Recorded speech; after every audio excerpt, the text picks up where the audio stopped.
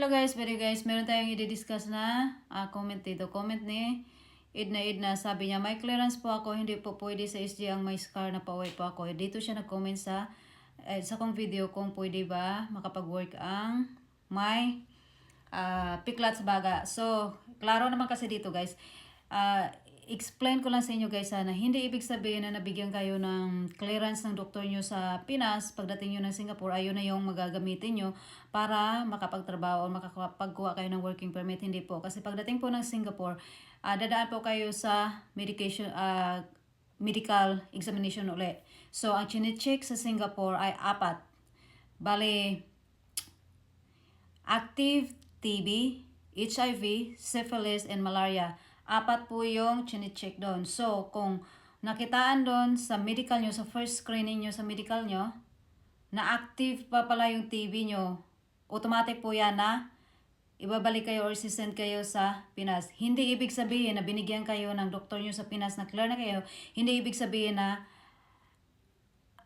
clear na talaga kayo na makapag-work kayo. Baka doon pagdating sa Singapore nakita na yung TV nyo ay active pa. Or meron pa kayong ibang problem dito sa 4 na 3 na to na sinabi ko binanggit, pang-4 yung TV. So kung meron kayong problema sa 4 na yan, automatic send back po kayo kasi ganito yon. Yung employer mo, sabi kasi dito guys ang sabi dito, pwede ka makapagtrabaho Pwede kang makapagtrabaho kung scar lang naman.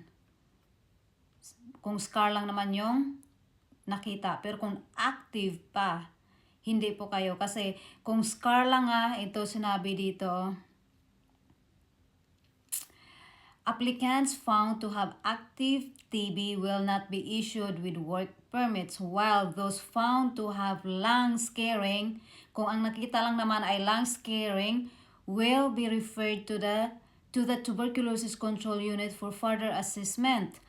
Active TB screening is repeated 2 years after foreign domestic worker first arrived in Singapore, regardless of any change in employees. So, ang in-explain din dito ng may-ari ng agency na nire-recommend ko ay sabi niya, kung yung employer ay willing gumastos ng malaki para sa medical kahit alam nila na mayroon kang scar sa baga, pwede ka pa rin makapag-work kung i-hire ka nila. Yun nga lang, kailangan umagri yung employer mo. Paano kung hindi umagri? So, hindi ka talaga, isisimpa ka talaga nila. So, paalala lang guys, kapag dito sa 4 na chinek, kung meron makitaan, yung medical mo na active ka, isisimpa ka talaga nila. Pero kung